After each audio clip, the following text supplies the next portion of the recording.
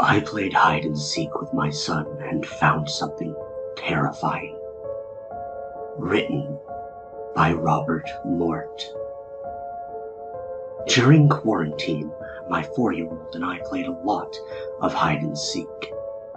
Well, hide and seek with a few extra rules.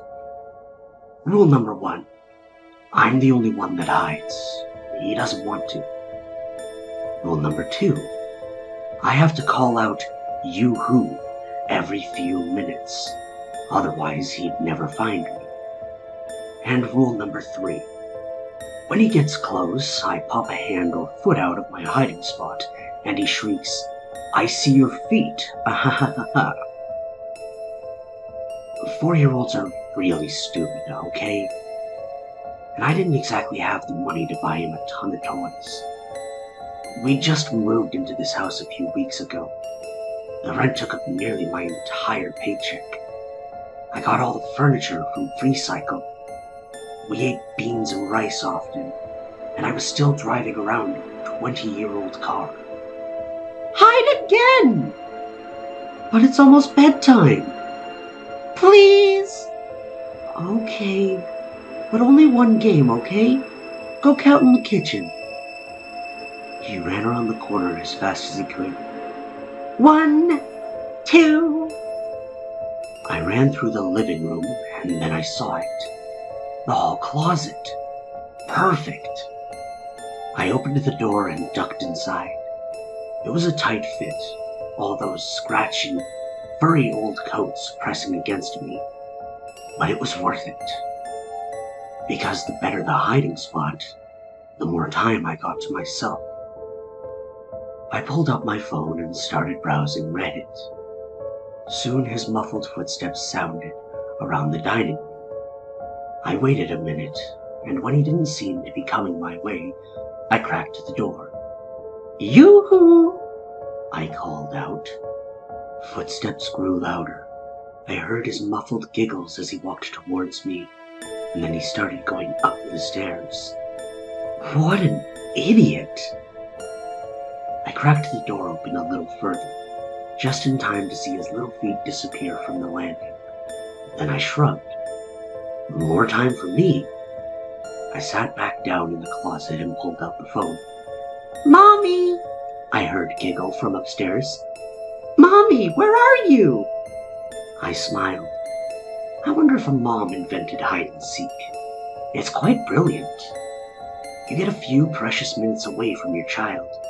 They're not even supposed to make much noise, but you're entertaining them at the same time. Absolutely. Yoo-hoo! I stopped. Every muscle in my body froze, but I heard it clear as day. A soft, clear voice calling from upstairs. But Benjamin and I were home alone. Oh God, someone's in the house and Benjamin... I burst out of the closet. "Benjamin? Where are you?"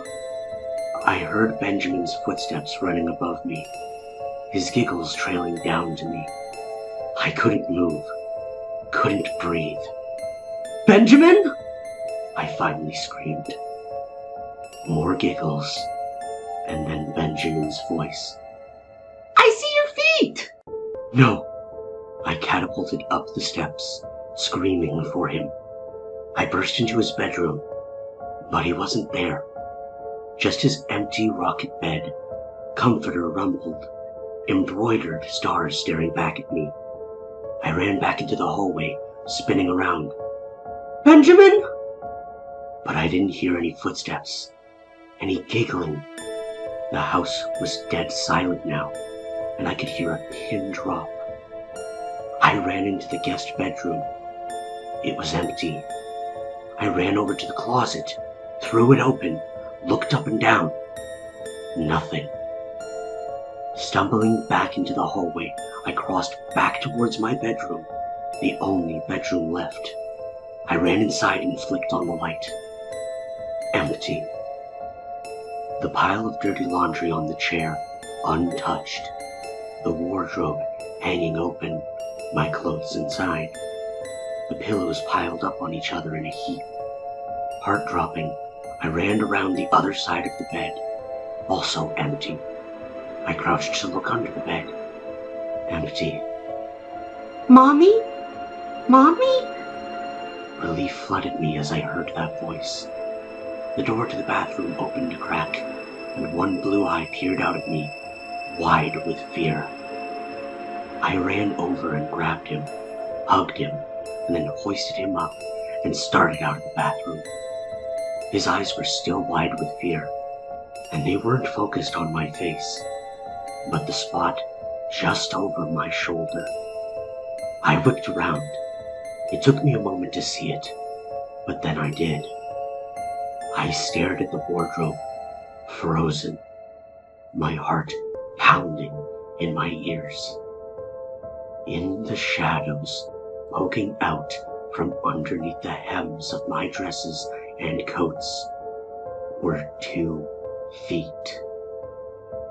In moments like this, the brain doesn't really think. It's too slow. Instinct reigns. The smartest thing would have been to lock ourselves in the bathroom and climb out the window. But instead, I just ran for the hallway as fast as I could. As I ran down the stairs, I heard the weighted footsteps, slow and methodical, resonating through the house. I could still hear them pounding into my brain as I ran to the neighbor and screamed for help. The police came. They searched the house. They didn't find anything. No signs of forced entry either. So they promised me they'd patrol the street for the next few days, but that was really all they could do. I decided to stay at my friend's house for a few weeks until I felt safe again. But every time I closed my eyes, I could see them, those 2 feet. They looked so off somehow, swollen, as if waterlogged, a bit too grayish in tone to belong to any normal person. Toenails blackened and split. And I think back to that wardrobe, how I'd gotten it for free, how the owner told me his mother had just died, and he was just trying to get rid of all her stuff as quickly as possible. And I wondered, how exactly did she die?